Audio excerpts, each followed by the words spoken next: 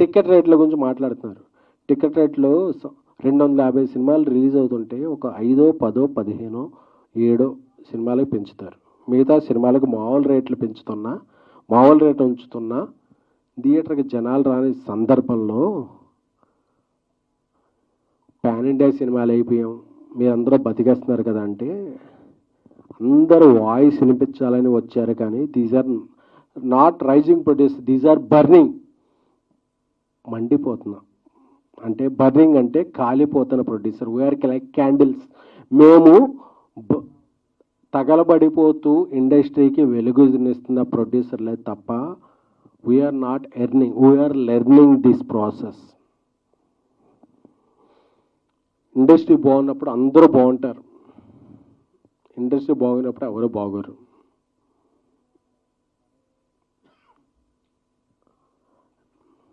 ప్రతి non theatrical సంస్థ ఈ టైంకి మీరు సినిమా ఇస్తారా, ఈ టైంకి సినిమా ఇస్తారా మీరు అని డెడ్లైన్లు పెడుతుంటే వాళ్ళ హెడ్లైన్లో ఎలాగ రావాలో తెలియక మేము సినిమాలు నిర్మిస్తున్నామే తప్ప ఇక్కడ ఉన్న వాళ్ళు ఎవ్వరికి మేము ఈ సినిమా నుంచి డబ్బులు పట్టుకెళ్తామనేది లేదు. సో అందరూ అర్థం చేసుకోవాల్సింది ఏంటంటే, అందరూ కూడా నేను చూస్తున్నాను, నేను ఒక 2-3 డేస్ నుంచి యూట్యూబ్లో అన్నీ చూసుకుంటూ ఉంటే అందరూ కూడా నిర్మాతలకు ఇదైందండి మా ఇదవుతుంది అని చెప్తున్నారు తప్ప నిర్మాతల తరపున మేము ఉన్నాం అని చెప్పి మాట్లాడాం. ఐఎమ్ రిక్వెస్టింగ్ డైరెక్టర్ అసోసియేషన్ పెద్దలు వీరశంకర్ గారు, మిగతా ఇతర సిబ్బంది కూడా చెప్తున్నాం కూడా, మీకు హెల్త్ ఇన్సూరెన్స్ అంటే మేము నిలబడ్డాం, మీకు సినిమాలంటే మేము ఇన్సూరెన్స్ ఇచ్చాం. సో ఒక తల్లి బిడ్డ ఇదిలాగా నిర్మాతలు దర్శకులు కలిస్తేనే సినిమా పరిశ్రమ. దర్శకుల సంఘం మీరు ఎటువైపు? ఐఎమ్ రిక్వెస్టింగ్ మా అసోసియేషన్, మీరు ఎటువైపు? సో మీరెవ్వరు కూడా మాకు నిర్మాత ఎలా పోయాడు మాకు సంబంధం లేదు, మీరు తేల్చుకోండి, మాకు ఈ సినిమాలు వద్దు.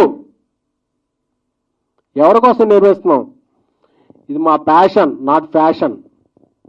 మేము సినిమాలు నిర్మిస్తున్నాం ఎందుకంటే మనందరికీ మనకి తెలిసిన విద్యదే అని చెప్పి నిర్మిస్తున్నాం. నేను ఒక జర్నలిస్ట్గా, ఒక పిఆర్ఓగా, ఒక ఎగ్జిక్యూటివ్ ప్రొడ్యూసర్గా, ఒక కో ప్రొడ్యూసర్గా, ఒక ప్రొడ్యూసర్గా వచ్చి ఏంటంటే పెయిన్ తెలుస్తుంది. మనం ఎవరి కోసం సినిమాలు తీస్తున్నాం, మనం ఎవరికో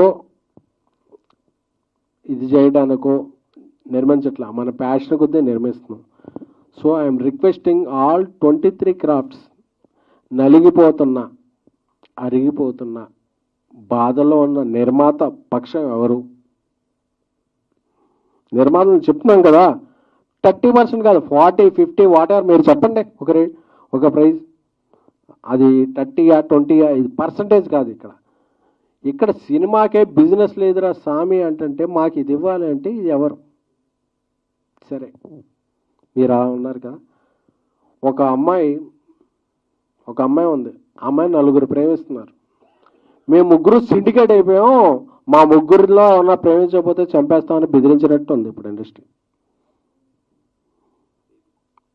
మీరు ఒక అమ్మాయికి నాకు ఇండస్ట్రీయా, యూనేనా, నాన్ యూనేనా, నేను నా సృజనాత్మక నా క్రియేటివిటీకి నేను కెమెరా పెడితే నాకు ఎవరు నచ్చితే వాళ్ళని తీసుకుంటా, వాళ్ళతో సినిమా చేసుకుంటా.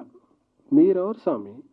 మా యూనియన్లోనే తీసుకోవాలి, మా యూనియన్లో 4 ఉండాలి, 7 ఉండాలి, 9 మంది ఉండాలి, వాళ్ళకి ప్రైజ్ ఇవ్వాలి అని చెప్పే విధానం ఎవరిది?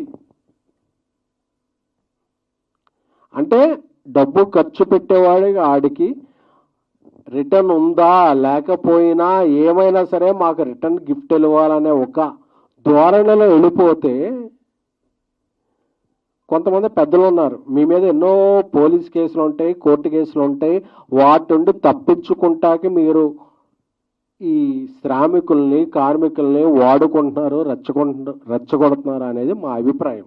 అందుకే కదా ఇప్పుడు మన ప్రొడ్యూసర్ కౌన్సిల్ అందరూ అనౌన్స్ చేశారు, 2,000 రూపాయల లోపు ఉన్న నిజమైన శ్రామికులకి కార్మికులకి వాళ్ళకి పెంచుదామండి ఇంత %, మిగతా వాళ్ళకి ఇండస్ట్రీ కొద్దిగా ప్రోగ్రెస్ అయ్యాక చూద్దామంటే, లేదు అందరికి యూనిఫామ్ అంటే యూనిఫామ్ల గురించి మాట్లాడుతున్నారంటే మీరు తప్పులు ఒప్పులు చేసుకుంటాకే మాట్లాడుకున్నారు. అలాగే నాకు తెలిసి మీరే కోర్టు కేసుల్లోనూ మీ మీద కోర్టు కేసులు నడుస్తుంటే మీరు ఒక శ్రామికుల కార్మికుల పక్షం వహించకూడదు. ఎందుకంటే మీకు ఎజెండాలు ఉన్నాయి, మీరు ఎత్తుకునే జెండాలు వేరే ఉన్నాయి.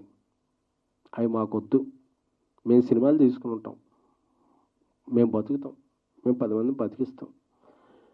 అది చెప్పడానికి ఈరోజు సమావేశం.